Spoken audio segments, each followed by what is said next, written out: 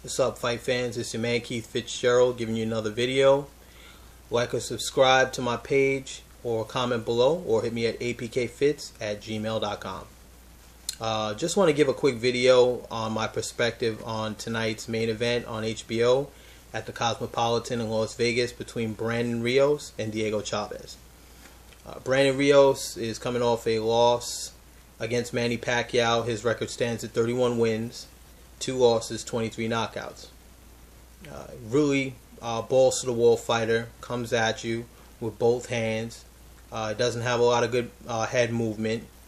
He doesn't, use his body to shy away from punches. He gets hit a lot, but he punches in bunches, and most of the time he knocks you out. He's going to be fighting Diego Chaves, who's coming off a defeat from Keith Thurman. And one of these Argentine fighters, just like Marcus Maidana, Lucas Matisse, Luis Ablagu, these guys have very, very high knockout ratios. He has a record of 23 wins, 1 loss, and 19 knockouts. Okay.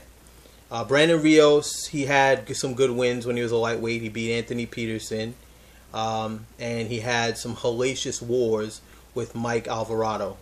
In one fight, he did stop Alvarado late, and then the other fight, he got outboxed in a close decision. He lost the second fight.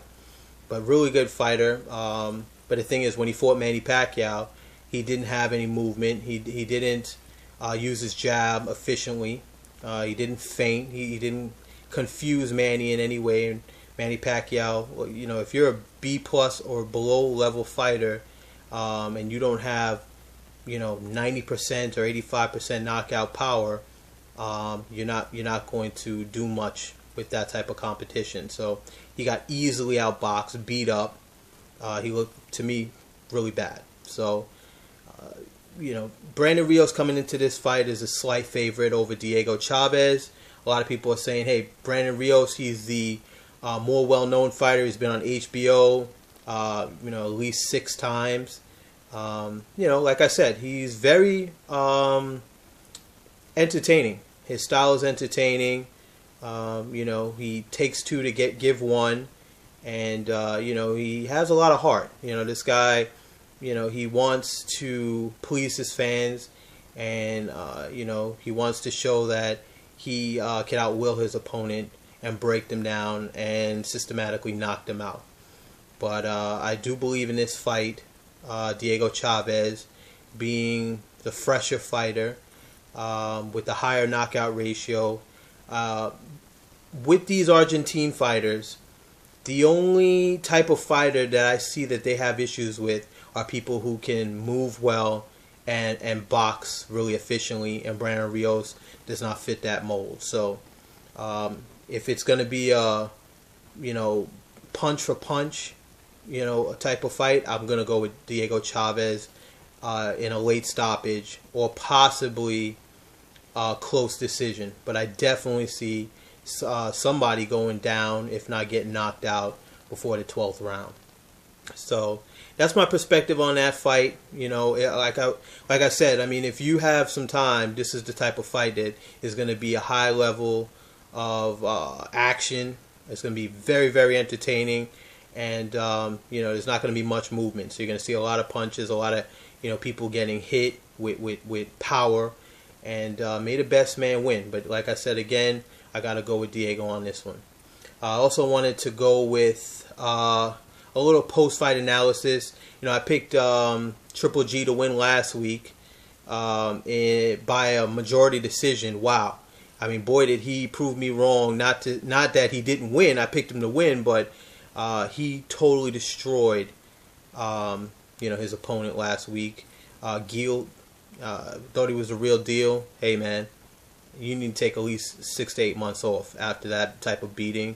It's a psychological beating as well as a physical beating, and the sky, well, as I've already known, is the limit for Triple G. I do see him in big fights going forward, possibly with Miguel Cotto.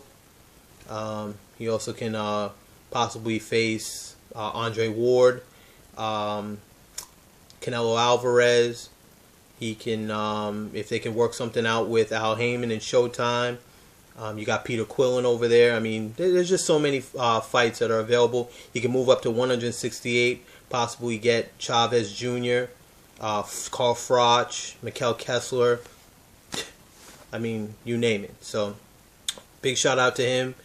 Great job in that win, and like I said, keep doing what you do. There's also 2 other fights on tonight's telecast.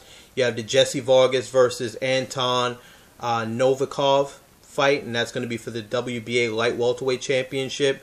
And then you also have Sergey Kovalev, who's a huge puncher as well. I think he has the 2nd or 3rd highest knockout ratio at around 86 to 87%, and he's fighting Blake Caparillo for the WBA light heavyweight championship.